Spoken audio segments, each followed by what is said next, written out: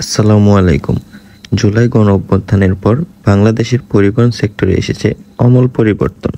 তারই ধারাবাহিকতায় ঢাকা কিশোরগঞ্জ রুটের বাস সেক্টরে এসেছে পরিবর্তন। তারা তাদের বাসগুলোকে সাজিয়ে নিচ্ছে নতুন রূপে। ভিডিওর স্ক্রিনে এখন আপনারা যে বাসটিকে দেখতে পাচ্ছেন, এই বাসটি যাতায়াত পরিবহনের ব্যানারে চলা ঢাকা কিশোরগঞ্জ রুটের একটি নন এসি বাস।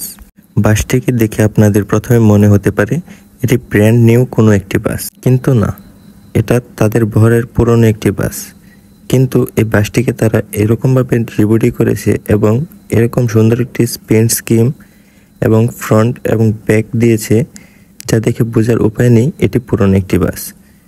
বলে রাখা ভালো, যাতায়াত পরিবহনের হাত ধরেই কিশোরগঞ্জের মানুষ পেয়েছিল এসি বাসের স্বাদ, যদিও তারা তাদের এই অর্জনটি ধরে রাখতে পারেনি।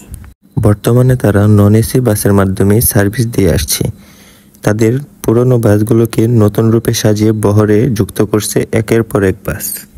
এই ভিডিওটি যখন ক্যাপচার করা হচ্ছিল, তখন এই বাসটি কেবল ট্রিপ থেকে এসে বাসটিকে পরিষ্কার পরিচ্ছন্ন করে পরবর্তী ট্রিপের জন্য রেডি করে পার্কিং করা হচ্ছিল। এবং বাসের পাইলট সাহেব আমাদের ভিডিও করা দেখে ডিপারের মাধ্যমে ভালোবাসা দিয়ে মন ভরিয়ে দিয়েছিল। এটাই হচ্ছে একটা বাস লাভারের প্রতি একটা বাস ড্রাইভারের ভালোবাসা, যে ভালোবাসায় কোনো স্বার্থ নেই।